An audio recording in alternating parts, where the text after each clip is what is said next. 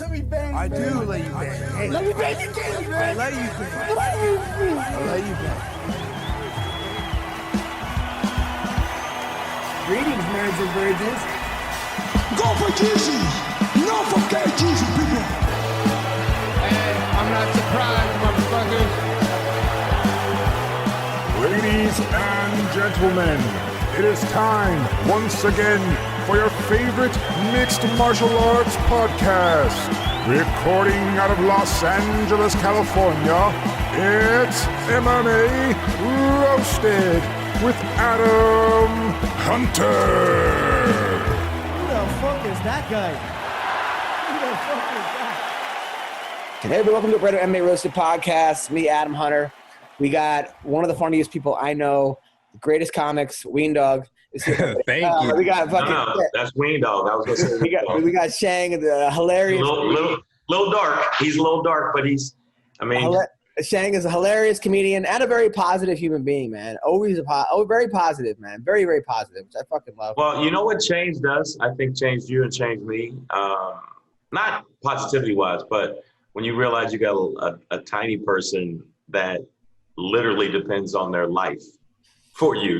Your whole grind changes. Dude, even like literally, I'll be working out and I do this like fight camp thing. It's like 10 rounds of boxing, and it's boxing with cardio and this. And like by round 7, I'm like, I want to go and fucking. So what am I doing? And then I'm like, man, I got a little kid that like looks up to me. I can't show my kid it's okay to quit. You know, Right. I like there's that extra drive. Not that I was quitting before, but now it's like staying up late and working on things. It's just you have to do it. You have to do it. There's no gray area, right? There's no gray area. And it's like, so like my kid, every morning she wakes up, Daddy, 4 o'clock in the morning, Daddy, Daddy, Daddy, Daddy, screaming. And I go and I get her out of the crib. She goes, Daddy. And then I blow on her stomach and I make her laugh. And she goes, pee, pee. I know, new diaper.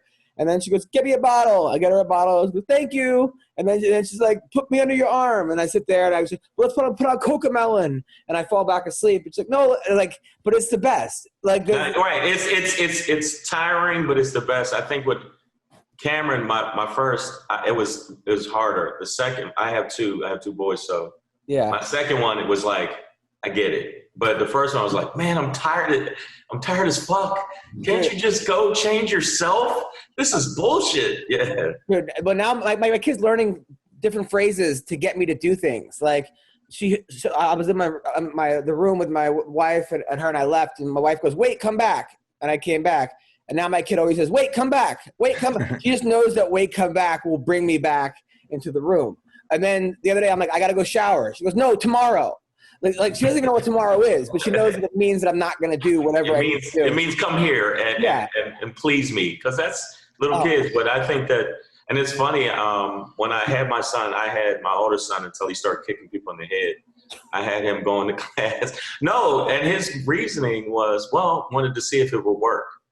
Like, yeah, like it was like, and in class, totally controlled. Never, Master Go would be like, yo, don't do no crazy, don't do anything wrong.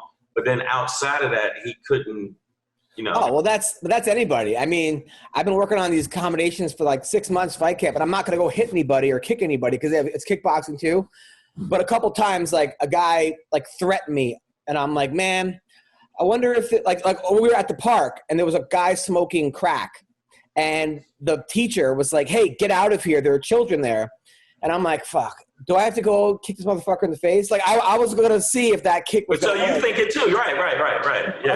Of course. But yesterday, so during this COVID now, it's just like the whole thing is let's find a park to go to because everything's closed. So I'm looking like, what could I do with a toddler in LA? There was this petting zoo. This was like the most ratchet petting zoo. I went with grows up.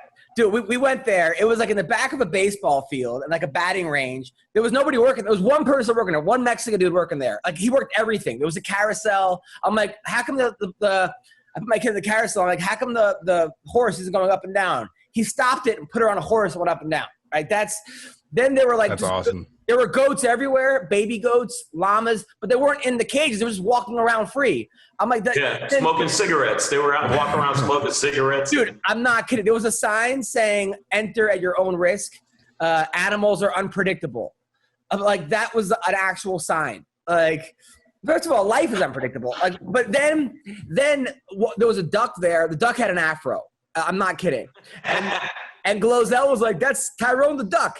And I had another duck, and he's like, she goes, that's her side chick. Literally her side chick. Like, these animals look so depressed. It was basically like Joe Exotic, but it was like that kind of a thing. But I never saw a petting zoo where the animals want to be pet. We were the only ones there. Like, the donkey came up to me and started like sitting on my lap. The horse was there. Like I put my 2-year-old on a horse. I'm like, is this even safe? The Juan was the Mexican guy. I was like, oh, okay. I'm like, it was insane, but it was so much fun. I laughed so hard. It sounds like a blast. And then like Glozell called, the duck had another duck, and he goes, that's her literal side chick, which I thought was I think that's so excellent though. But I mean, you got to do. I mean, right now, COVID, you got to do it. And I think that's one of the reasons I caught up on all the fights. Like, you ever go back? I went back and watched great fights that I probably wouldn't have if I was gigging as much as I used to be. Oh yeah. I was so lucky to get as much work as I was getting. So I was like, now I can actually sit and watch a fight without thinking, oh, I got to go do a set. Because I was lucky. The Laugh Factory would give me some, the Long Beach and, so I know what you mean. But like with my son, the best place to go park-wise is it's not as ratchet, is one on Fairfax and 3rd. Yeah, we go to that one. We go to that, but that's where the freaking crackheads were. Dude, not only that, I was there 3 times last Friday. 3 times last Friday. I was there for my kids' ballet class. I was there again to the park. And then they have comedy shows there now. But now it's they have a comedy show, but it's not. I'm like, I asked the promoter, I'm like, hey, whose show is this? They're like, oh, they don't know it's open. So the people are just having shows there. They're not even legal.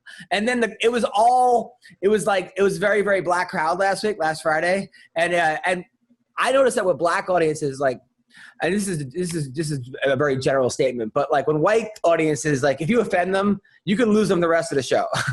But I feel like black audiences, they'll be with you on the next joke if it's funny.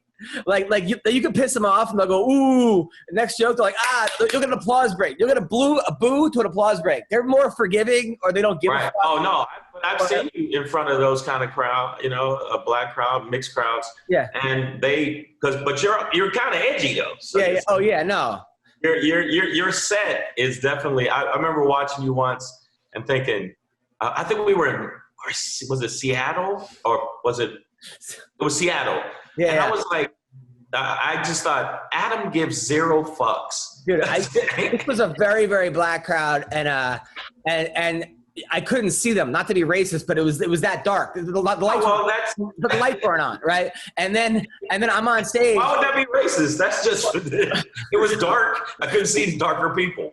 And I even said that. I go, not only, and then I did a joke about Black Lives. I was watching basketball, the game, and they had Black Lives Matter all over the court. And I'm like, yes, obviously Black Lives Matter, especially in this game. Because without black people, this game's gonna be 3-2 in double overtime. And like black people, they were laughing, but they were like, "Are we allowed to laugh?" Like they were laughing, but it was like they were like, "Should we be laughing?" And then the next joke, I got them back.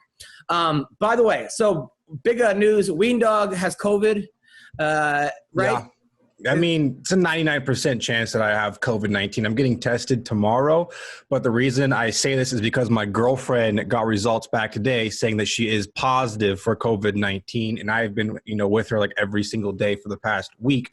So, but we've heard stories like even on this podcast of, people with COVID-19 is like spending time with people who don't have it and not spreading it. I think this happened with Gilbert Burns. He was training with somebody. He didn't spread it. So who knows? Everybody feels fine. My girlfriend feels fine. I feel fine. I just have like a, sore throat, runny nose. That could be COVID. Who knows? But now, have you been around people though? No, not really. Not at all. I haven't been grocery shopping in a month.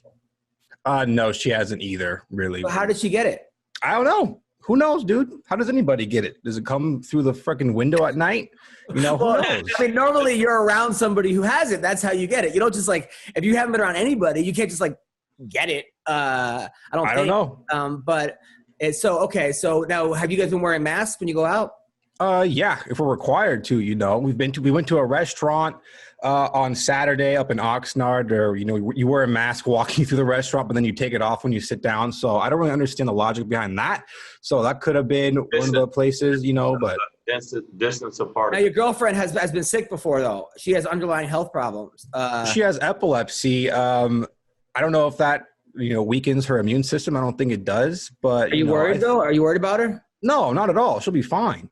I'm worried about, her parents, they're older. My parents are older. So that's really who you got to really worry about when you get this. You got to take extra precautions, Now, there's a test you can go to at urgent care. They give you the results in 10 minutes. I've been there 3 or 4 times. It's about $100, but it's worth it. You don't have to wait. Because I think the stress of waiting makes it worse. Given that, why don't you go to that after the podcast? Well, I scheduled an appointment for CVS testing. I have insurance that covers everything. I'm just going to stay here. I might go out to Taco Bell later. No, don't go anywhere. Do not go anywhere, okay? No, me and my son did the drive-through one where we drove up. It was a pretty decent line, drove right through, got it. And then 8 days later, we got the email. Yeah, that's the worst. See that you got to spend the $100 and to get the right away test, which shouldn't even be $100. They should cover that bullshit. It should be. Well, that's what they're working on. They're working on that right now. But some people are working on it right now. Dude, when I got the swerve in my nose, when I got the swerve in my nose, I coughed. I sneezed 9 times in a row because of the thing. Yeah. I felt so bad for that testing guy. Because I'm like, I know every other person is sneezing like crazy. Oh my God, these people should get what basketball players get. If you're a COVID tester, you should get millions of dollars. Holy shit. Now I think that it definitely should be money set aside for them, but it's not. But again, we'll hear it tonight. Well, speaking of which, you have a MAGA shirt on with a wall. It says Border Wall Building Company. My favorite shirts right here, dude. Well, no, that would make sense, Wayne, with you. That would make complete sense. Build a wall. I'm Mexican. Let's build that fucking wall, dude. Yeah, you are Mexican, and your Mexican parents are are they pro-Trump also? Yeah. Yeah. Okay. That's. But it's interesting. My parents had no political influence on me whatsoever. They didn't didn't talk to me about politics my entire life. I just researched all this shit myself and decided I like, most Republican policies as opposed to Democratic policies. That's why I consider myself a Republican. So I think it just makes sense to have stronger, borders for your country. If there's a big influx of drugs coming over and people coming in illegally and taking advantage of the system. Aside from that. Great fights this weekend. Yeah, great fights. If Republicans would just there's this things like the pro-choice thing. I'm obviously pro-choice. How do you tell a woman whether or not she? All right. Anyway, the fight. Okay, so that's what I said. Okay, I wanted to say one thing. I am stunned that Zombie he basically played Zombie's game and beat him at his own game. I couldn't believe how much better Ortega looked on the feet. Oh, my goodness. He looked amazing, which I think that he shaved off his hair, by the way, and put it into his cup because his fucking cup was bulging. That cup was on ESPN, ESPN2. It was just it was on the History Channel, VH1 Classic. It was just too much. I was watching Nickelodeon and the shit just came right. I'm like, whoa. But I'm telling you, his placement, the way he actually would step back, his spacing was better than I've ever seen him do it before. Did not think that his jab is sharper than ever before. Yeah. Up Zombie. And Zombie's no joke. He has a rock granite head, but he was busting him up. And I think that's going to be scarier for him because his jiu-jitsu is off the fucking charts. And now he left his camp. He left his boxing coach, went to a different team.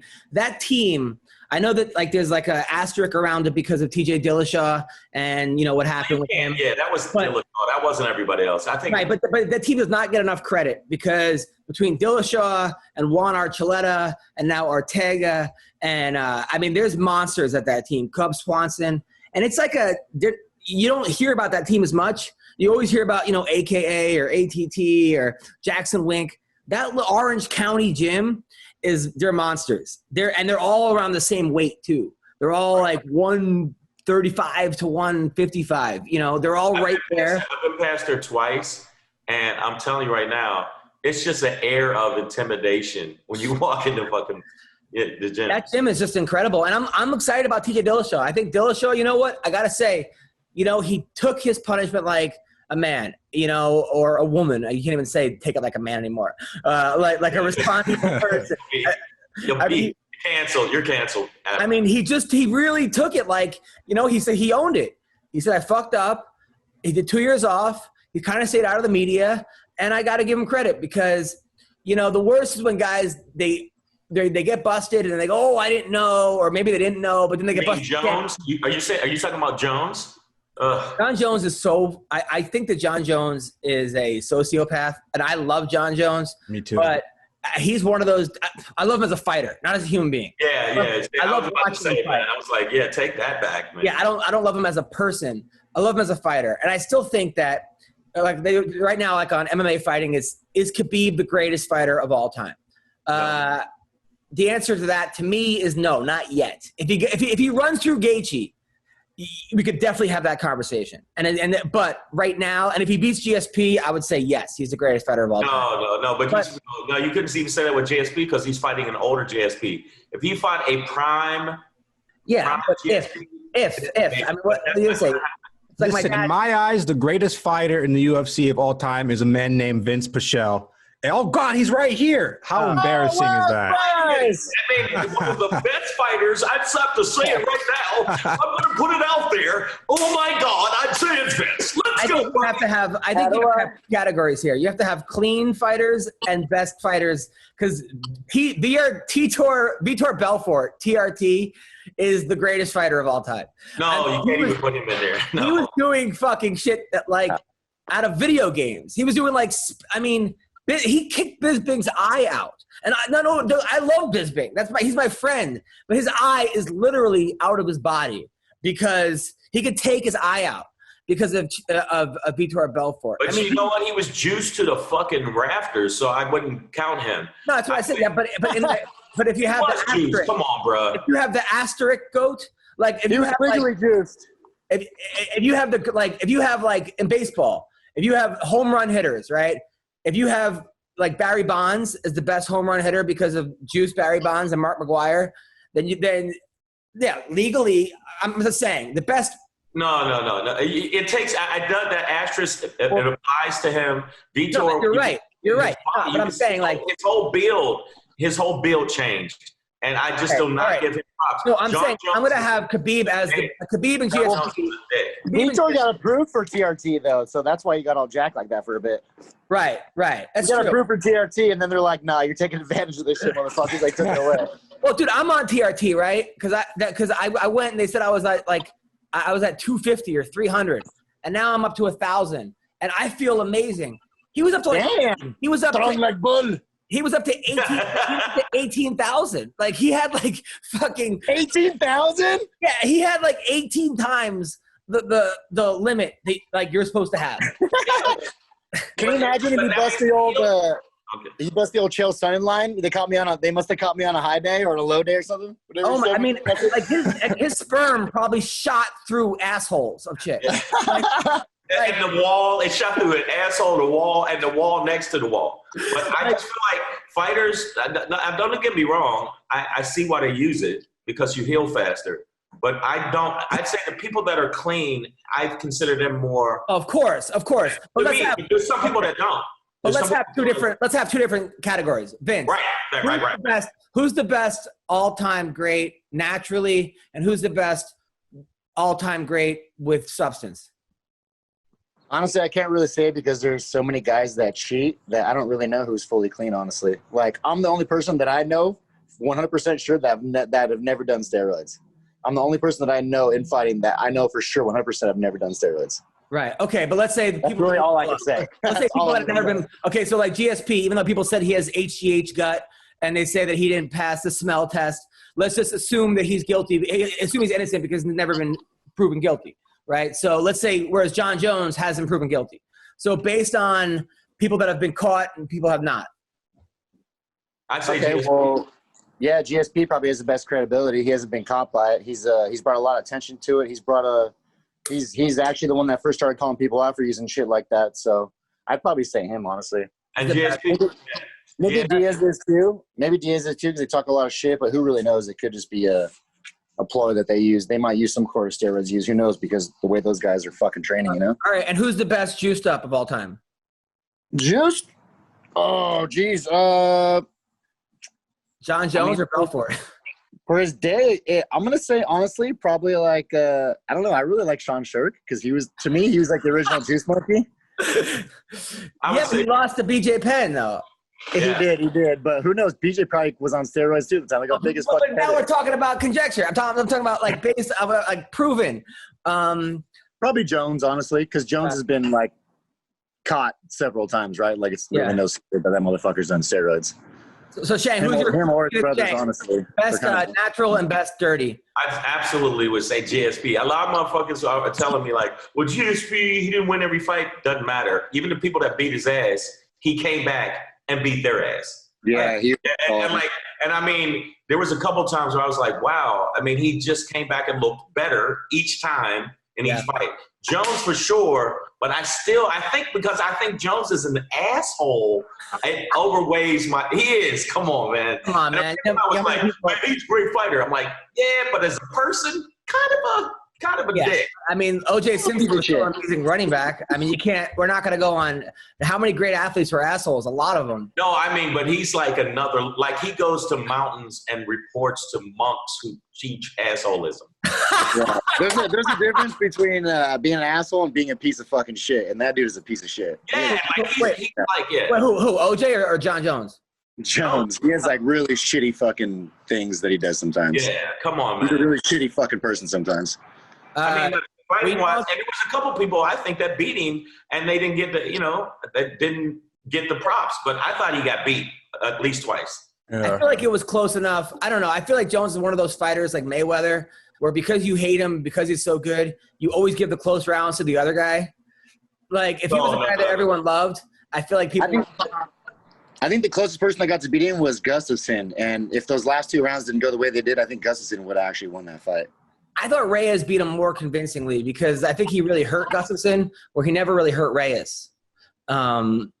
But I definitely hear you. I got to watch the Gustafsson fight again. Weendawg, I watched the Gustafsson, and the first fight, I'm telling you right now, I think that the last round, he kind of. Yeah. Like in the third round, halfway through the third and the fourth and fifth round is when Gustafsson started getting picked apart and fucked up by Jones. I hate when that happens, though. I hate when I'm like Chael Sonnen Silva, Kelvin Gastelum, Israel Adesanya. It's like that fucking last round. If they just would have won that last round. No, but even with Chael Sonnen, you can't, Chael Sonnen, and I tell people this, people are like, oh, Silva didn't plan that. He set him up for that fucking move. All right, we talked about that 4,000 times. So for me, for clean, act like you play it, you blow it off. That was fucking great. He didn't plan to fucking lose. He didn't plan it. They showed a video of him. That's the same thing that. He didn't say I'm going to lose 4 rounds and 4 minutes and come back and triangle the guy in the last round. Yeah, but I'm going to be honest too. Wrestlers are really susceptible to triangles and arm bars with their head pressure, with their extremely hard head pressure. A wrestler that doesn't know a lot of jiu-jitsu, like at the time he did, is really susceptible to triangles and arm bars like that. But you just blow it off, Adam. You just act like, well, no, he did. And there's a plan that. He didn't have. There's no way he fucking planned that. With what he. You don't plan losing 4 rounds and coming back. No, I don't think it. No, but what I'm saying is, obviously, he adjusted. And he said, okay, I'm gonna lure him in. He lured him in, and then he start fucking, he definitely got him. And it was jiu-jitsu wrestling. He was losing and put all his eggs in that basket, and fortunately it paid off for him because Chael Sonnen. Who knows what happened if Chael would have won that fight, right? Like all of MMA history would have been different, right, for the middleweight. Weendawg, who's the best clean and best juiced? Well, for clean, I got a few dudes. Number 1 would be Khabib. Number 2 would be GSP. And then you got to throw DC in there. You got to throw Stipe in there. Those are the heavyweight savages, dude. For tainted boys, my tainted boys, John Jones, number 1. People don't talk about Anderson Silva. He tested positive for some suspicious supplements that I think he blamed it on dick pills. But Silva was a savage, dude. Yeah, that's true. His dick I don't know, man. I think that, What are you blaming on? Dick pills? yeah, like boner pills, just like John Jones blamed in on like boner Brazil, pills. I feel like, and I know people are going to get hard. In Brazil, you can get steroids at every single CVS. You walk around Brazil, it's like it's like, you know how like in California they have oranges on the street. It's like they have guys selling steroids like that. Steroids in the Like street. ice cream truck, but a steroid And they don't truck. You can go to a CVS and buy whatever drug you want in Brazil.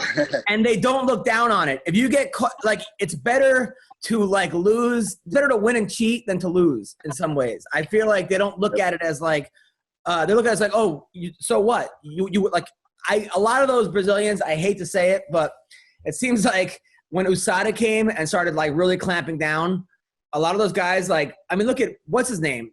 Barao? Holy shit. Barao was like murdering everybody. And then all of a sudden USADA came, he loses like 9 out of 10 fights.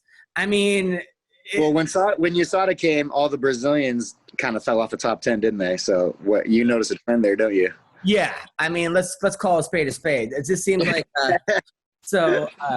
yeah. All right. So is anything else, Weendawg, were you saying about that? No, that was it. That's it. All right. Again, I know we're going to talk about it. What about Chuck? What about Chuck Liddell as a dominant champion? Oh yeah, 100%. Yeah, but we I think that people forget about Chuck Liddell sometimes, and I go, Chuck Liddell had a run like nobody else I've ever seen until he ran into a couple people that just had his number. I think Rashad was the first one to knock him out, right? And then after that, even in Pride, Rampage fucking destroyed him a couple times. Yeah, that's true. I mean, Rampage, like, didn't he have him like bent over? Didn't he like knock him through the ropes or something? Like he just Rampage got knocked through the ropes by Vandalay. He got fucking knocked outside. Actually, Rampage beat him in Pride, then beat him again at the UFC, but knocked him out like with a vicious. It was a vicious. Yeah, but didn't Rashad knock him out first and then Rampage, or was it Rampage? Oh, was it? No, okay, no. So after the Rampage fight, then it was Rashad because Rashad took the title from him. Rampage took the title from him. No. Look it up, Lee. I thought it was Rashad. It was Rashad. Because Rashad won the championship from him. Rashad won the title. That was the thing. It was a huge upset. Rashad hit, but Rampage. I thought it was Rashad, but I remember after that, Chuck Liddell wasn't the same anymore because he never let himself heal, and he was just getting knocked out from slaps after that. He got knocked out by the UFC? Yeah. His first loss in the UFC was to Quentin Rampage Jackson. Ooh, really? Yeah, but was he I don't think he was a champ then, was he? Yeah, it doesn't say. And then he lost to Keith Jardine, and then he beat Wanderlei Silva. Then he lost to Rashad Evans. He just lost every fight after that. Oh, wow. So his first loss in the UFC was to Rampage. Point Shang. Oh, was it? And Rampage knocked him out? Yep. Oh, yeah, it was the Rampage fight. It was the Rampage fight. And Chuck Liddell hit him with 2, and then it looked like Rampage was like, that ain't going to stop me. And he literally walked through 2 punches and just fucking pieced him. Yeah. Dude, that Rashad knockout to me was worse, though, because that uppercut just put him out. Yeah. Dude, Rampage was like healthy. That was back in the day when you can get in trouble and the UFC would really cover for you, or somebody would cover for you. Remember when like Rampage went like on a rampage and like he had his truck and was like mashing it into people's fucking cars, but but he had Rampage written all over his truck. So it wasn't and he got away too. Didn't he like drive off to you thinking no one would know it was him? Yeah. Remember when he was like humping the reporter, like just started randomly humping her? He used to hump every reporter that reported that. Can't do that no more. Dude, the dumbest crime. I remember I was reading the paper. Some guy got accused of like stealing. He was stealing parking meters, like just robbing parking meters, and then he got arrested. And he posted his bail in all coins. Like that's like, funny. Such a dick move, but I love it. Who's the idiot, right? The government for taking those coins after they arrested him for stealing coins? Like, fucking dumb. But you know what? I was looking at some stuff online. They said that the top, like one of the top knockouts of all time was Rampage with a slam. Oh yeah. He was getting triangled and he slammed that dude? Yeah, I watched it and went, oh my God, this dude is not alive anymore. That wasn't a dude. That was the coach over in Jersey. That was in Pride, wasn't it? Wasn't that in Pride? Yeah, who was that? That was against I know who that was. It was like a Chinese or a Japanese guy, like a really good guy too, I think. It was a legend. It was tell me Rampage. Arona. It was Arona. Rona? Yeah, but I was looking at all the different slams, and He slammed the fuck out of him that time too. It was like a movie almost. Like, did he just pick him up that high? There's a video of Rampage in high school at a high school wrestling match doing the exact same thing.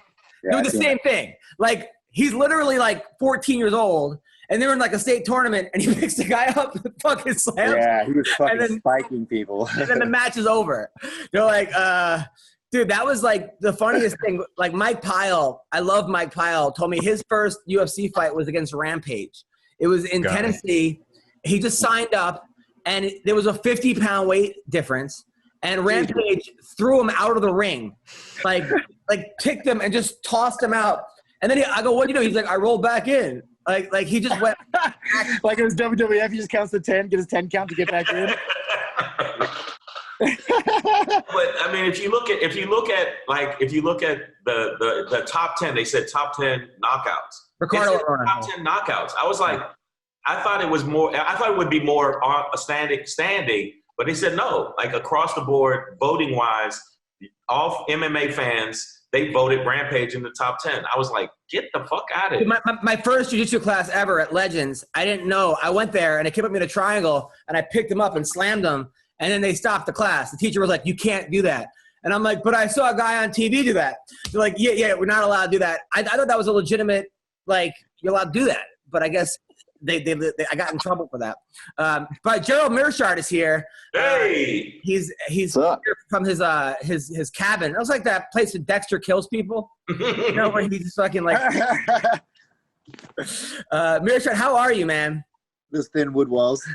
Yeah, no, I'm great. It's good to see you guys. Good to see you, Adam. You know, I was just talking to somebody the other day about my good friend Adam Hunter here, and he was like, hey, I heard you know this comedian. It's like, what is he like? And I was like, well, it's kind of like you ever go to the gas station real late at night in the kind of seedy part of town. There's like that old crackhead that's out front there.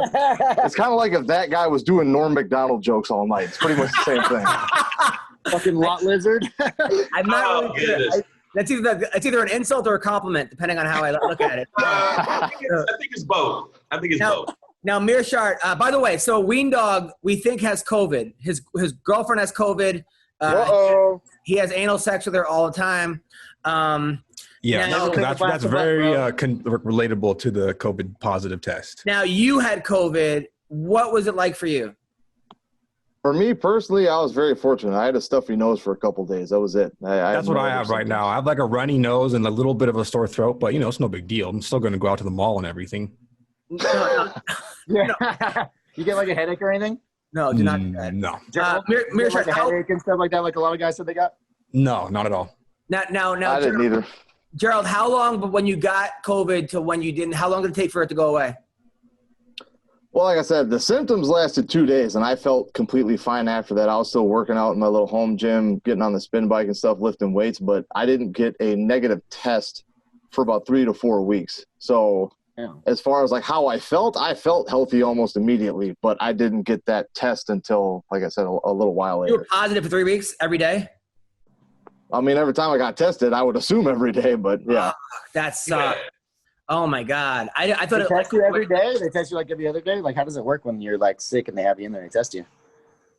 So for me, I came back to Wisconsin, and it was just whenever I wanted to go get tested. So I would try to set it up. They said wait at least 7 days, right? Because before that, doesn't matter if you're healthy or not. It's still going to show a positive in the test. So I was like, all right, I waited 7 days.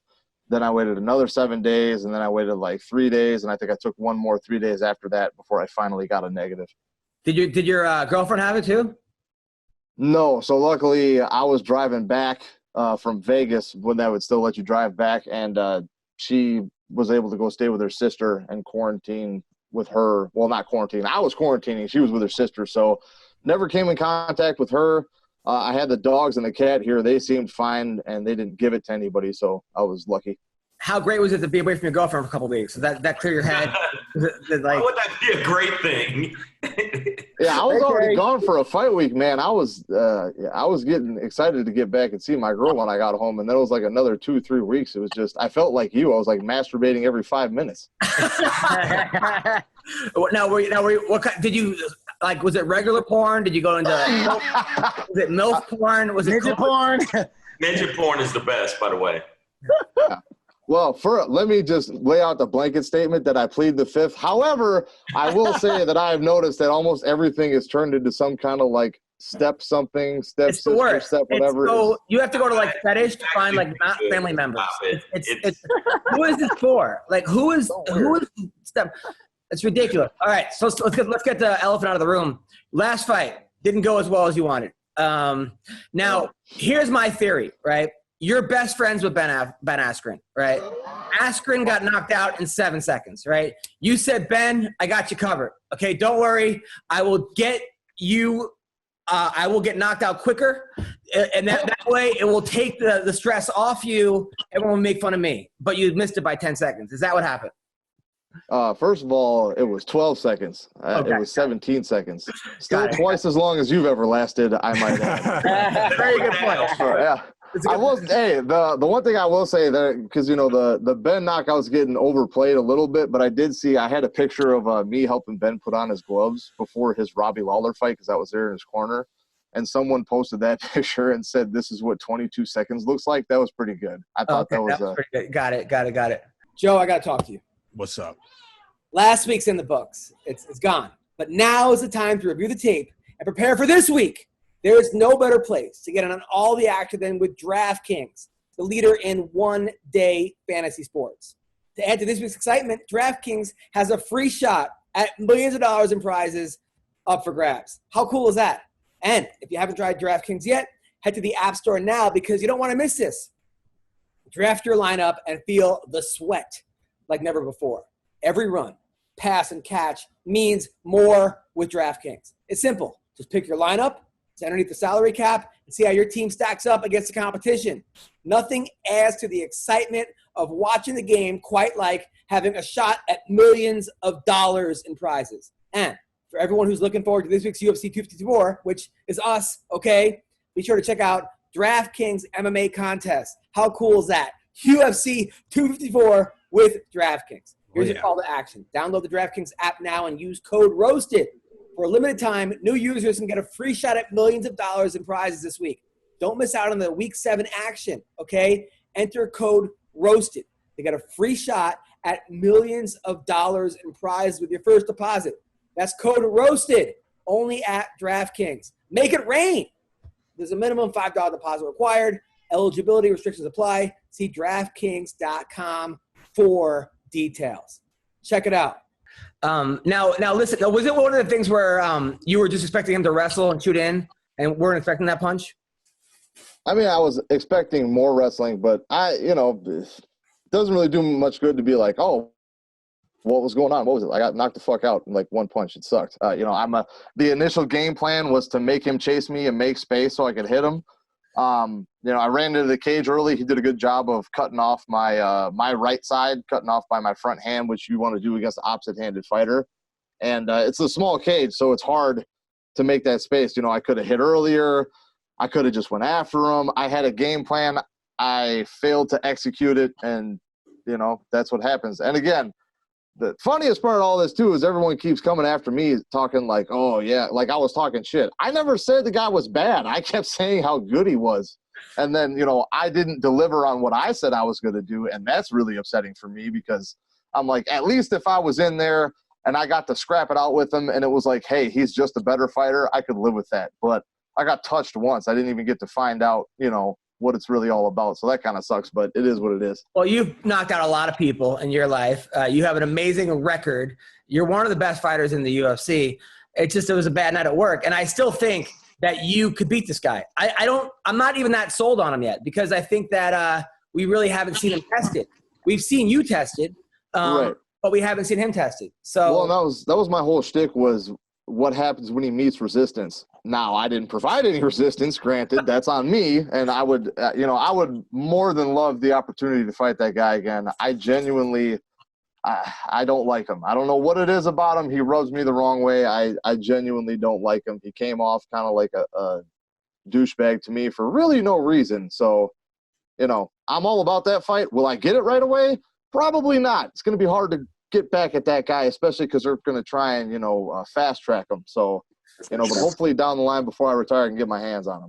Well, listen, man. Listen, you've had good nights, you've had bad nights. You're a fucking survivor. You're a guy who came into fighting at like 30 years old. You were like a banker, okay? I think you were in college. You educated in like exercise or something. Like that was your major. You're a guy that literally you have no athletic ability, and you're an amazing fighter. So don't what the fuck is going on here? Don't let this shit get to you, man. Okay, you're a champ, bro. Okay, but you again, Adam. It was just like you said. It was a bad night at work. It doesn't mean the whole thing is. It's like, I think that you got to look at even the best of the best has gotten touched. Yeah, of course. So you got to put that in your mind. The best of the best have got touched, and you go on to the next thing. You go, it is what it is, and the next shit. That's the way I look at it. No, I love it.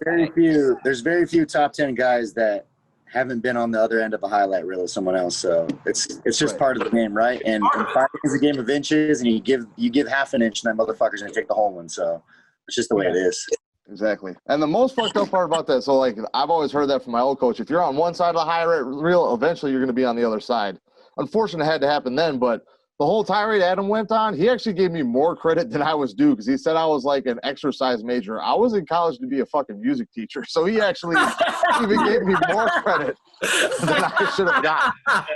Hey, you learn breathing techniques. Exactly. Yeah. You're definitely the toughest music teacher out there. You're definitely the best music teacher in the MMA UFC. So now, what did Dana say to you? Wait, question. What was your favorite instrument, Dork?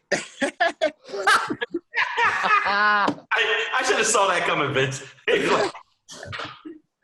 Yeah, what was your favorite instrument? No, my main instrument, I played the alto sax.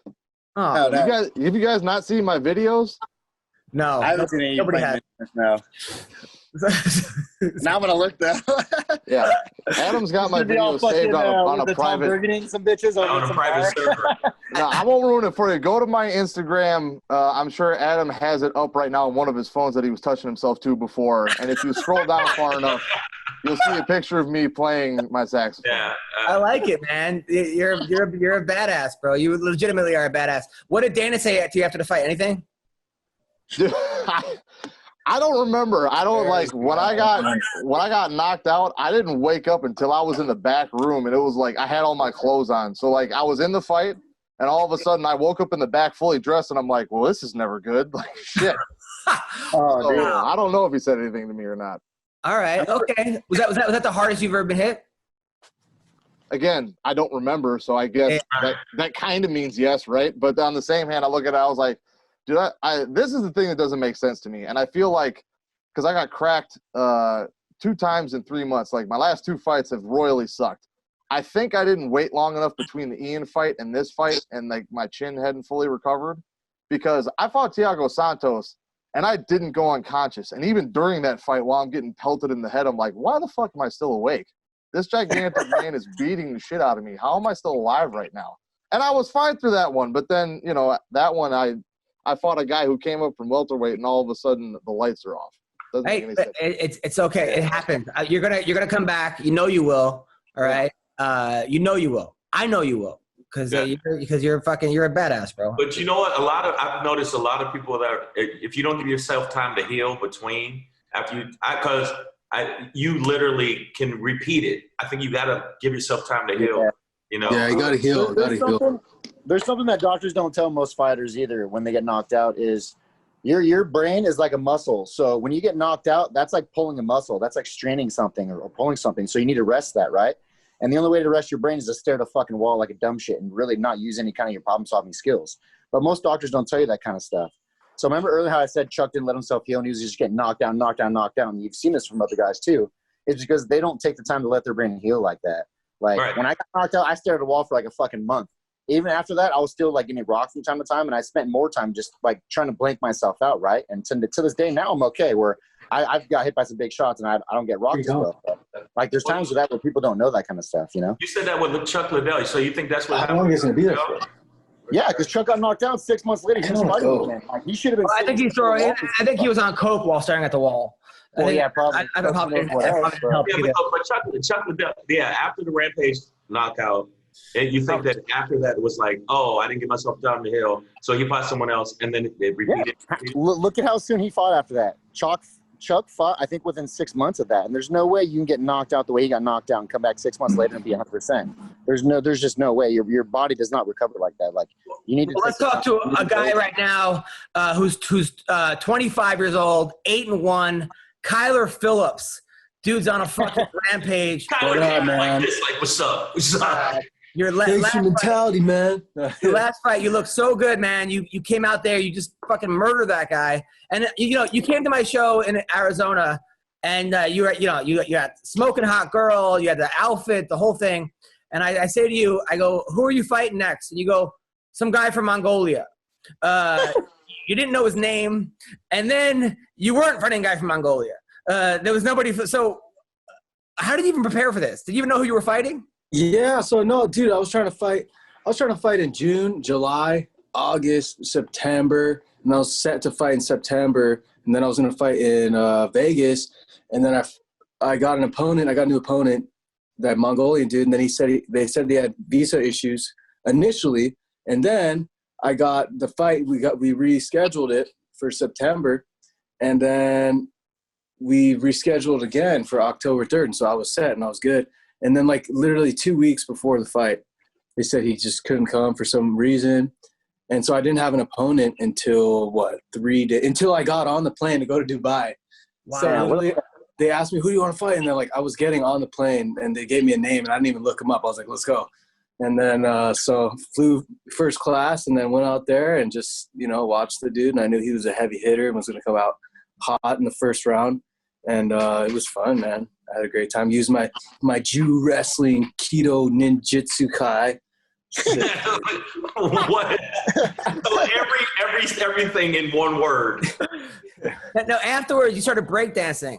Are you worried about getting hurt? Because I always see guys when they breakdance after they win. Johnny Walker.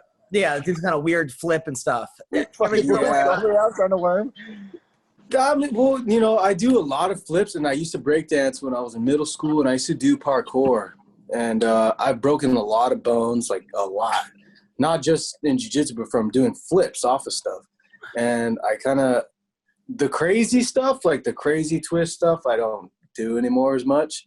But I'll still do, like, corkscrews and stuff like that. But I'm not, like, going crazy, jumping off of lifeguard towers and trying to do a double front flip. That's how you just break something. I can't even claim it by the UFC. You know what I mean? Gerald, did you do a lot of parkour back in the day? No. Yeah, that's a weird thing. Just Gerald. So have you done that? By the way, you're on the podcast with Gerald Meerschaert, legend in the sport, and Vinc from Pichel, a guy that got arrested 19 times for the age of 21. Learn how to fight. My parkour was running from the fucking cops when I was a kid. Dude, that's what parkour is about. I think that's where it comes from. Really? You really run unless you're scared. Yeah, you watch those videos where they're like going over like the fences and they're jumping off the buildings and they're usually running away from people. Yeah. Dude, if I was a cop and I had to chase one of those kids, I would just fuck that, dude. You could jump. Just shoot him. No, that's it. I'll catch him later. Hit him with my car. Yeah. So Kyler, man, you come a long way because like even the fights like they had you like you were on the Ultimate Fighter. All three of you were, right? I was. You were on the Ultimate Fighter. I was not on the Ultimate Fighter. I was on the Contender too before the Ultimate Fighter. You were on the Contender, and you kept getting to like a certain level, and then it's been like you just sort of like you fought Brad Katona, lost the Ultimate Fighter, then came back. You fought Victor Henry the next fight, who's a really good fighter. Yeah. And then since then you've run up 3 fights in a row, 3 wins in a row, but they haven't given you any easy fights. I mean you fought all studs pretty much. Yeah, I changed. That was the best thing that happened to me. First going on the Contender, getting a knockout, then in 40 seconds not getting a thing. I was still young at the time, and then the Ultimate Fighter was like it was all just internship, and that's how I thought of it. It's like you get into the big show kind of, but you're just like kind of working, and then you go back, and taking my first loss, that was the best thing that ever happened. Well, and especially taking the loss on a split decision. I wanted to ask all three of you guys, it's a cliche, but you think that the loss is the thing that you need, especially when you're winning. The loss is the thing you need. Like, yo, I need to get this shit out of the way, and it makes you better after that. I mean, I've talked to a couple people that when you're fighting, I mean, I never saw it that way. I saw a loss. I was more like, damn, I lost. I'm fucked up. I would say, man, like, if you got knocked out or you got choked out, you got finished, then yeah, that's like, damn, that sucks. But like, if it's like a close split decision, you feel like you could have like won a lot of times, and it's just that little like edge where you're like, oh, it's just that little, like, you want to keep going. That's what burns inside. And I feel like if you can use it towards your advantage, and guys that have gotten knocked out and stuff like that and came back, I don't know. I think whatever you make of it. I mean, Vince's first loss, you got slammed on your head. That was the crazy. Yeah. The fucking damn. He got super like judoplex, like suplex. I got slapped like fucking 6 times on my head. But 6 times in a row by a Russian guy. But then he came back and did it the next day against Anthony Njokuani. Yeah, and I ruined Anthony Njokuani too. I was so pissed. I was super mad. I wrestled the fuck out of him too, because when I fought that dude and I lost like that, my wrestling was my weak link, right? And he exposed it a lot. So I worked on a lot of my wrestling after that, and I wanted to like beat the fuck out of someone with some wrestling. So that's why I fought in Njokuani. To me though, I feel like wins will get a fighter momentum and strength, right? They build your momentum, they build your strength and your abilities. But a loss to me is where a fighter will ultimately become more wiser as a fighter and learn from things, right? Like, you learn more from losses to me than a win. I think wins are good because they'll give you momentum and strength, right? They give you power in your abilities. But a loss will make you take a step back and be like, okay, I need to work on this, right? Like, yeah, I'm okay at this, but I could always be better. And this guy exposed it. So that's the way I see him. Gerald, what do you think?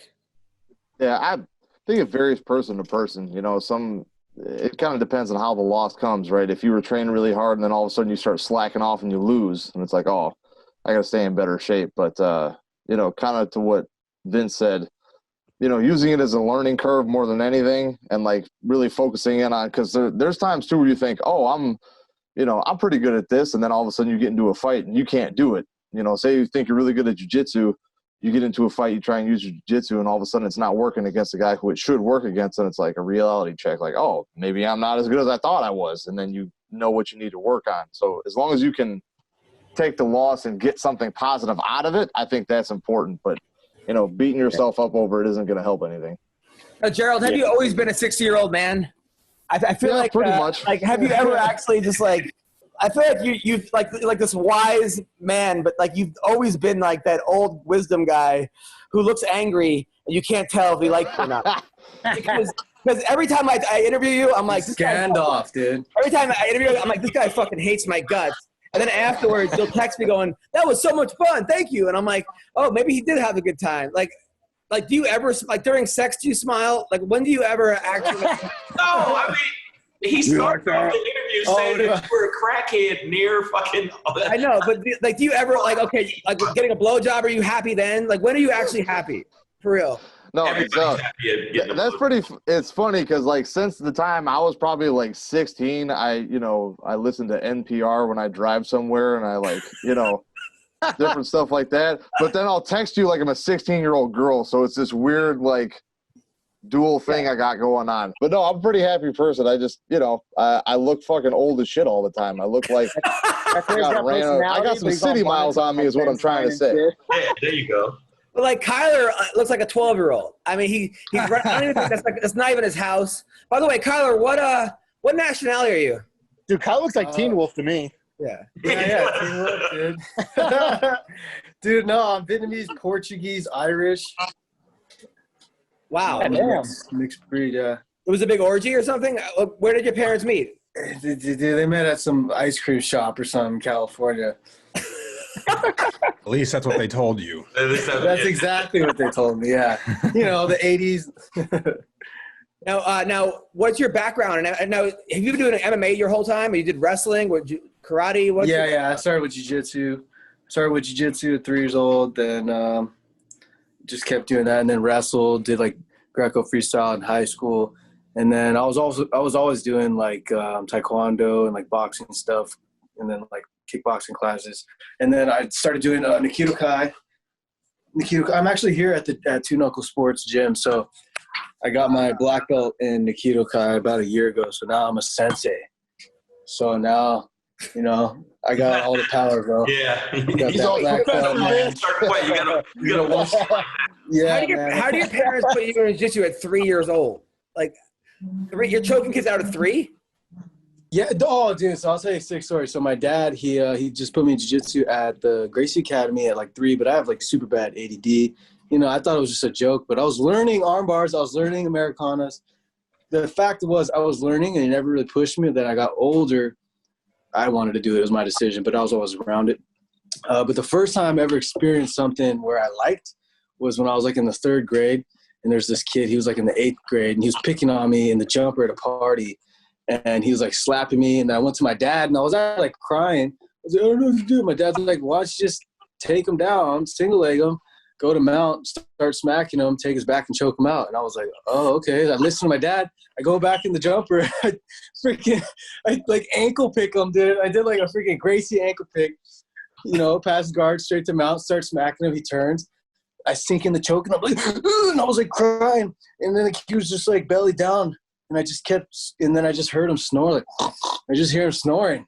And then my dad's like on the side, he's like, let go. You're killing him. I let go, and the kids just passed out. And I was like, dude, that was a pretty sick experience, you know? But all the aunts and everybody at the party were like, you could have killed him. What's wrong with you? And I was just like, dude, I liked it.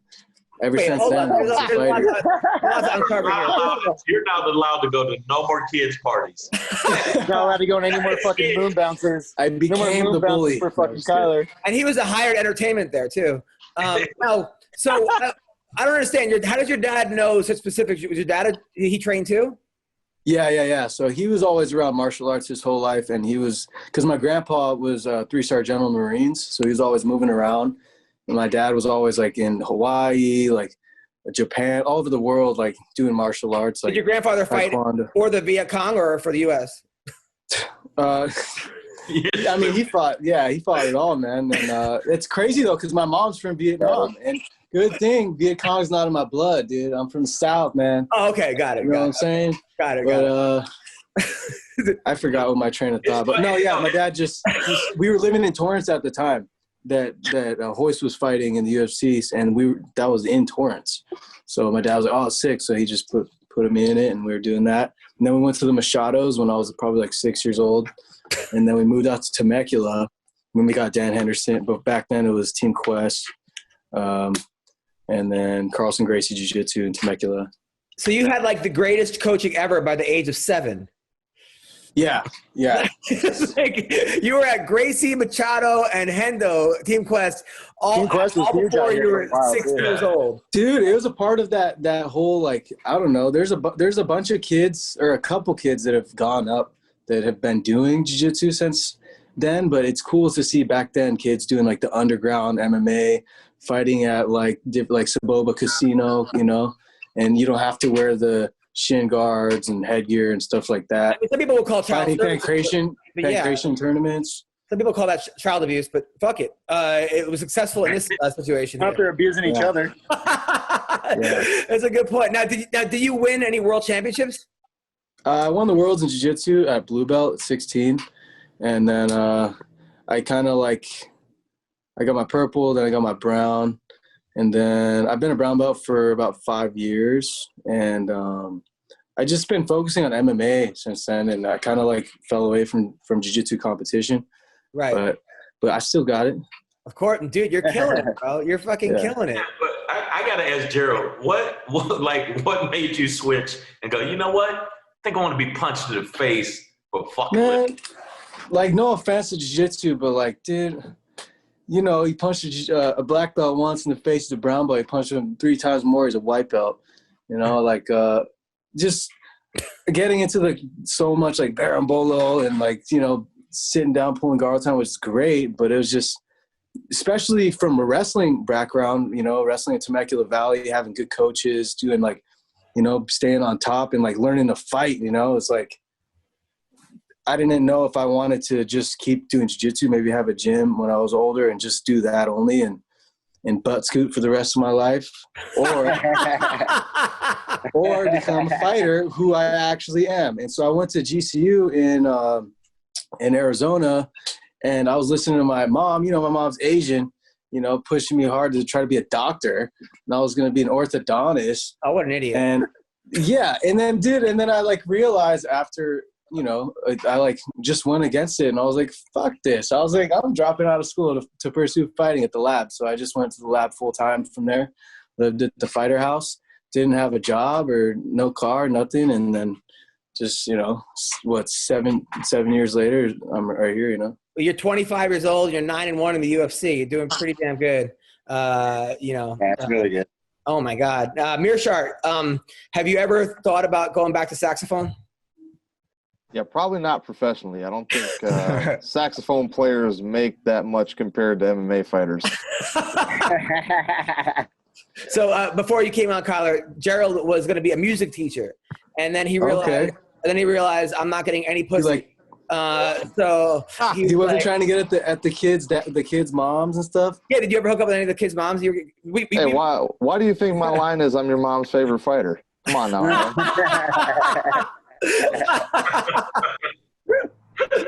Oh man, that's awesome. Did you actually coach kids in music or no, Meerschaert? Did I coach kids in music? No, I assistant taught a little bit when I was in high school and college a little bit. I did teach them a little, yes. I feel like you'd be horrible as a teacher because you would like not give any compliment. You would just stare at them, and then you're wondering if you're contemplating suicide the entire time during the. Is that a fair assessment or no? Well, no, I was a halfway decent teacher. Keep in mind that I didn't look like I was 60 then. I was like 19. So. You don't look like you're 60 now. I don't think you look like you're 60. No, but it's funny hearing the reasons that people get into martial arts, and it seems like it's consistent. Either their dad, like my pops was like, "Don't be no bitch." And you ain't gonna be no. That was his thing. It's like, and sometimes I didn't want to go because. But what happened? I would be hurt like 2 days later, and he'd still be like, "You're being a bitch." And I was like, I don't know if this is a good way to do this, but he was like, "If you don't look back down, you're a bitch." And so it would make me mad, so I would go back. So it was more like each person's dad or something that made you get into it. And I noticed that's why I wanted to know. It's like of all things to get punched in the face. For money. You guys, honestly, I don't thank you guys enough because during quarantine, this would be so boring if not for you fighters. You guys are so inspiring. You guys are modern day gladiators, and no matter how bad days am I going, if I have fights to look forward to, I want to thank you guys for real. Thank you. So that's honestly, that was sincere as shit. Yeah, man, I appreciate that from the bottom. It's true. Of my heart, Kyler was like, "Yeah, that was a little yogurty." I swear to God, because it's like it's legit. It's fucking legit. I mean, you guys are honestly, I know, man, and you're honestly like good people, most of you. Now, as far as but Vince was right about Jones. It was so funny. People you saw how many people come at me on Twitter because I think Jones as a person is a piece of shit. As a fighter, great. As a person, kind of a piece of shit. And people are like, we don't know what he's going through. I'm like, it doesn't matter. All right, let's talk about the fights this weekend. Gaethje versus Khabib. We got to get fighter picks. Kyler, you go first. Who wins this fight? Why? Oh, dude. If I was gonna roll the dice every time, it'd probably be beat more times on Khabib. But I want Gaethje to win. I think he can win for sure. But I just can't say, man. I don't really make bets. I'm not really a gambler. Well, you don't wear condoms. All right. I don't. Meerschaert, who wins this fight? Well, it's hard to pick against a guy who's never lost, right? But I will say, if I was going to build a fighter from scratch, specifically to beat Khabib, he would look a lot like Justin Gaethje. That being said, I would still put money on Khabib because no matter what the other person does, he does not change what he's doing, and he's very persistent. Gaethje does mostly the same thing throughout all his fights, but he will change his tactics a little bit more than Khabib will, and I think not that it's a hesitation, but just since he's willing to deviate a little bit more, that might be the difference where Khabib is like, I don't care what you do, I'm going to grab a hold of you and get you to the floor. Who does that favor, Khabib or Gaethje? I think it favors Khabib. Well, but wow. Okay, and then Vince. I'm going Gaethje. I kind of agree with Gerald. Like, man, trying to say he's going to beat someone who hasn't been beaten in MMA is a hard thing to say, right? Like, and Khabib's been so dominant in all of his fights, and I don't think he's even lost a round in the UFC, right? So it's really hard to bet against them. But I really am rooting for Gaethje, and I feel like Gaethje, if there was like a cookie cutter that could beat Khabib, it'd be something of Gaethje and honestly Tony. I think Tony's still got a really good style as far as that could beat Khabib. But who knows? I don't know if we'll ever see that fight now. And Shang, you're going for Gaethje, right? I think Gaethje's gotten smarter. I think he doesn't rush in like he used to and take too much punishment. He paces himself more. His distance is better before. His footwork's better than it's been ever. At least his footwork was better last fight. So I think that I don't think that Khabib has fought somebody on that's standing that is like Gaethje. I think Gaethje. Now, if he gets against the cage, and no more ifs. No more ifs. We're just gonna say who. I'm saying if. No, I'm saying if Khabib gets him against the cage, everybody. I know, but you can always. I hate when people.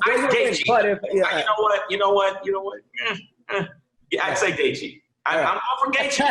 Yeah, we're all team Gaethje. I'm going for. I think Khabib's gonna win. Although the more I watch these specials and this, then the more it leads me to Gaethje. But then I always fucking get fooled and then think they're gonna win based on these countdown specials. Because I start believing what I'm seeing versus what I think's actually gonna happen. I think Khabib's a gorilla. I think he's gonna gorilla strength him, take him down, just beat him up. Weendawg. Well, dude. We've seen Khabib go against great strikers. We've seen him go against great wrestlers. Look at Conor and then look at Ali Quinta. And, so, Justin Gaethje is sort of like a combo between like McGregor and Iaquinta. So I don't know, man. I think Khabib is going to weather the storm, and I think he's going to be able just to pull out the decision or a TKO in the 4th or 5th round. So Kyler, who was that, by the way, Kyler? What? Who said who the fuck's my? Who's that guy? No, the other guy. The guy was just talking. I was my first time. Weendawg. I'm the co-host / producer of this podcast.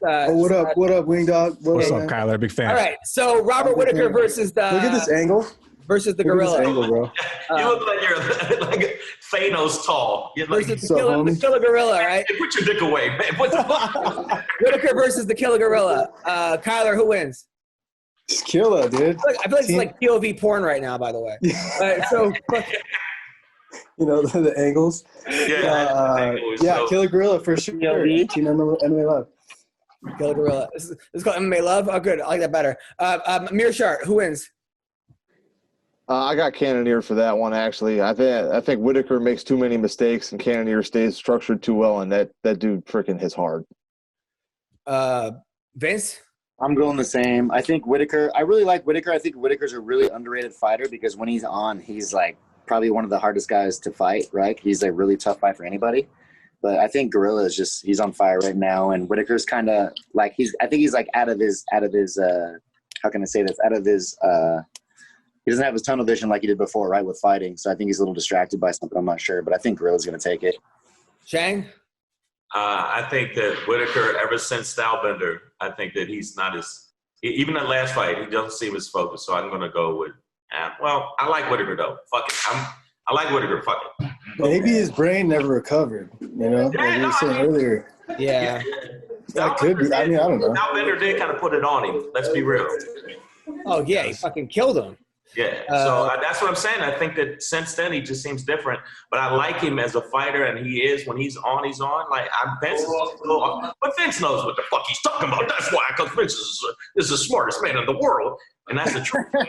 You are, man. No, but that's right. Exactly the same shit. I thought if he's on and he's focused, that motherfucker's a monster. So, but I like him. So I'm going with my bitch ass feelings. So I'm gonna go with Whittaker. I'm going to go Whittaker because I'm going with my feelings too. Weendawg. Well, it's interesting because Jared Cannonier is like favorited on almost every betting site right now. And most people have him winning by KO or TKO. And I'm going to go with that pick. I'm going to pick Jared Cannonier via KO just because Robert Whittaker, it's like he gets rocked in every single fight. And you don't want to be the person that gets rocked in every fight when you're going against motherfucking the killer gorilla, dude.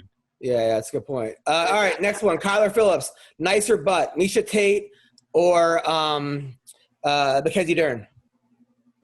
Oh, they're fighting. They're fighting? Who has a nicer ass? That's the question. No, better butt.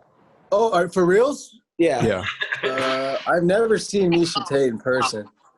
Why'd you look away like that? Why'd you look away all sus like that? I would have to say Mackenzie because I've met her. Like I know what it looks like.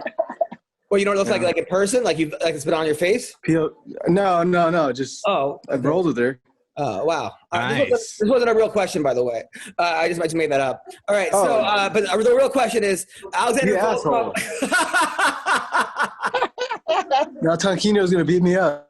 No, he won't. Correct. He won't. He was saying she's a nice butt? I mean, come on. Yeah, I'm kidding. That's a good point. All right. I go Miesha on that one. Really, Miesha? Yeah. Come on. Dern's I've heard she's hot. Yeah, she's really hot. I don't know. Maybe. I don't think Dern's is that attractive to me. She's not. She doesn't do it for me. Meerschaert? Yeah, the shape. I'm not picking Dern just because I think her accent is fake. Oh, yeah. That's a big turnoff. You know, it's real, bro. No, stop it. It's a brain. It's like it's some type of brain. You know. I'm not saying it doesn't sound legit. I'm just saying you don't go from speaking like she sounded like you before, and then all of a sudden she had a Portuguese accent. Yeah, I think it's some type of brain thing that maybe it's like a. You think she got hit and all of a sudden she has an accent? Like in her thoughts have accents? I don't think that's possible. I'm Irish. That's possible. What the hell happened? I don't think. Maybe she was just hanging out with a lot of Brazilians in her camp, and it just kind of came out. Like that happens to people sometimes. By the way. Yeah. By the way, it's like me. When I start teaching jiu-jitsu, I develop a Brazilian accent. You guys ever do that? Like, Meerschaert, now I heard that the Dagestans, the mafia, surrounded you before that last fight. Is that what happened? Yeah, they surrounded me at a quarantine hotel in Las Vegas, Nevada. Really? No, they didn't do that. Oh no. But did Chimaev and them? They didn't come up to you and like talk shit to you beforehand? Oh, I know what you're saying. Yeah, he was like walking past me, and I can only guess that he was trying to talk shit, but it's kind of hard because we all have masks on, and he speaks really, really quietly for some reason. He does, yeah. And he's got a little mouth. Yeah. Well, and I think he said something. I don't know what the fuck he was saying. He was trying to say something, and I was like, yeah, all right. And he was just all swolled up. His buddies like seemed fine. They were nice. They were like, oh, hey. Like, sorry, this guy's a dick. Right. But was he like, I heard you were in band camp? Was he making? He might have said that in Russian, but I don't speak Russian, so I don't. Did you bring your saxophone? I'm gonna start bringing it for fight week because I swear to God, now every fucking reporter is like, "Oh, did you bring your sax?" Like I'm just walking around with that shit. It's not a small instrument. Maybe you could walk to the octagon playing the saxophone. That could be like your thing. That could be. No, I think if you did that, that would be. You could do your own walkout music. That would be music. That'd be tight. That would be awesome. Like instead of a rapper, you'd have a saxophone. I know. Instead of Justin Bieber, you get a whole marching band behind you. No, like just let's not get too Bellator here. Yeah. Oh shit, that was fun. All right, so your teammate Casey Kenny, right? Is that your teammate? Yeah. All right, he's fighting Nathaniel Wood. Any insight on that fight? I think he's gonna fuck up Wood. Wood's good. He looked good when he was fighting Dodson, but I feel like there's some things that he's just gonna slip up and start like, roll ball effect or snowball effect, and he's gonna start to be behind. I think that's what's gonna happen. Maybe he won't get knocked out right away, but it'll like Casey will start getting his momentum, start catching stuff. Because you saw that last fight. Oh I was really impressed, dude. You see the leg kicks, and he was touching his pull too.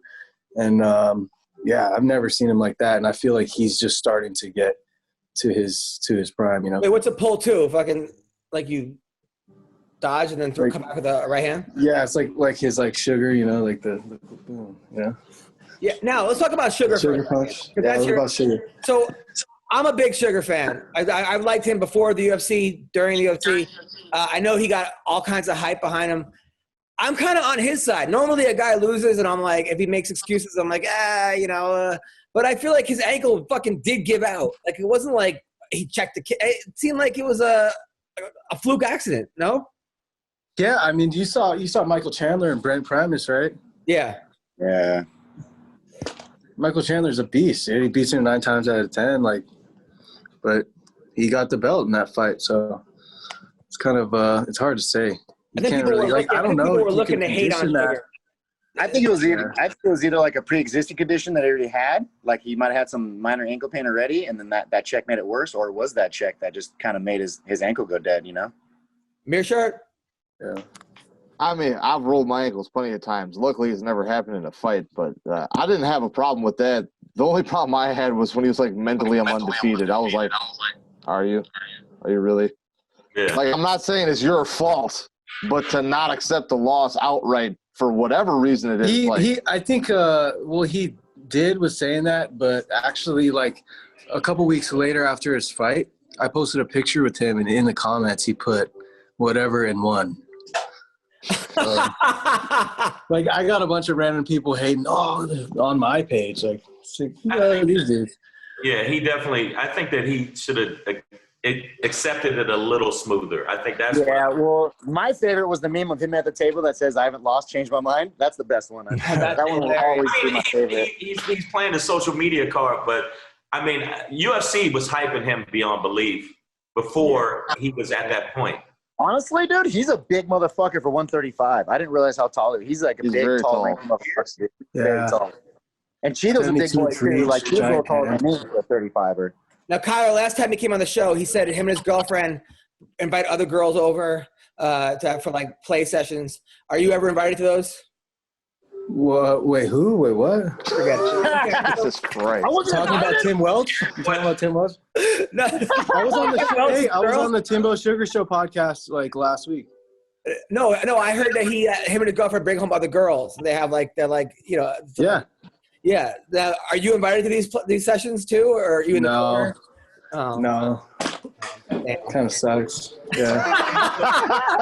I get my sneak peeks though. I get my sneak peeks. Sneak peeks.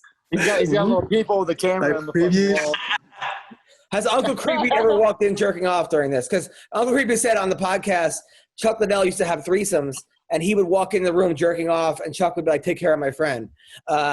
Meerschaert, have you ever been with a girl and have Creepy ever show up? No. Thank you. No, I haven't. Dude, fighters are freaks, bro. Fighters are freaks. Well, Vince has like 3 kids now. He was single 2 weeks ago. My mouth shut. Yeah, Vince is like, you see how quiet Vince got? Like, maybe I don't want to talk about this right now. I'm not trying to be the dude driving the minivan around with like a bunch of car seats. Yeah, that's what's up though. That's awesome. My life right now. He's like, I got 3 kids, but it's like nobody ever comes up to you. Hey, you with your fucking 3 kids. Boom! Oh shit! Unconscious. Well, I mean, Chris D'Elia has a minivan with the thing, but those are his dates. Meerschaert, when are you going to propose? It's been, 6 years already? What's going on? To you? Never. No, I'm saying, like, to your girlfriend. How long have you had this girlfriend for? No, we're married already. Oh, you're married? Oh, congratulations. Yeah. Oh, you're not doing the Conor McGregor thing? Wow, what a shit reporter. Or the John Jones thing?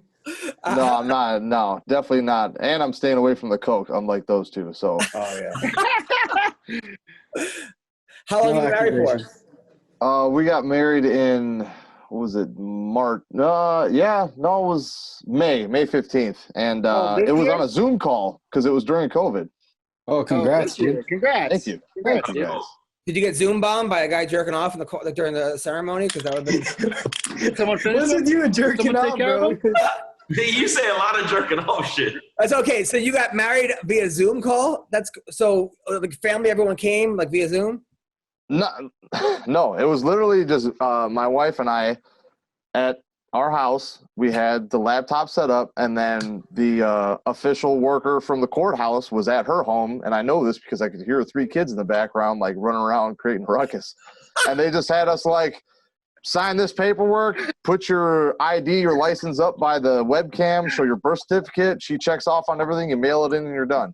That is so. Can you imagine? Can you imagine you're like getting married, right? And it's on a Zoom call, and she's like at her house, and she's like doing her little. She's like going through a speech, and then her kids in the back. I said no fucking cookies. Yeah, it got close to that, not quite that extreme. Was your girlfriend illegal? Like, why did you? How come you guys didn't have a regular marriage? Like, you have to get married to her for taxes? Like, you couldn't. Like, is this why? Why to get married? No, so this was like when everything was locked down. So we had that date set, and they were like, okay, legally we're going to go through it at this date, and then we had the ceremony later. Nice. Well, that's awesome. Was this a ceremony on Skype? Or? No. It was really small, though. It was only like 30 people because, again, COVID's still a thing, and people are. Did Ben Askren show up? No, Ben Askren. What is with you and Ben Askren? I like Ben. I thought you guys were best friends. But ever since you were like before he got knocked out, you were more. Now you're just giving him shit. I love Ben Askren. He's a good buddy. Yeah, but Adam wants to run his fingers through Ben Askren. After the flying knee, you just been like, what about Ben? Is he awake? That's fucked up. He knows Ben and I are friends, and he's still upset because we were asking about his wrestling credentials, and one of Adam's friends told us that Adam was a two-timer, and we're like, oh, really? A two-timer in high school? Yeah, 2 times he qualified to make wrestle-offs to get the JV team. Four-timer. 4 times, he says. I was a 4-timer. Now, was Rufus there? Duke Rufus? Did he show up? No, it was like strictly family. Oh, it was like just family. And I'm not related to Ben or Duke, so no, they weren't there. Got it. All right, well, listen, this has been some podcast. We've learned a lot today. Great episode. Who are you, Kyler, who do you want to fight next? Kyler, who do you want to fight next? What? Who do you want to fight next? I'm gonna fight soon. I'm gonna get another one in before the end of the year. So whoever can get me. Big? Yeah. Any opponent, or do you know who it is? No opponent yet. Who do you want to fight? Maybe somebody that fights at 135. No, for real. Yeah, I'm in the works right now of getting a name, so I'm just gonna say yes and then go. Got it. Yeah. Meerschaert, December. Meerschaert, who do you want to fight next?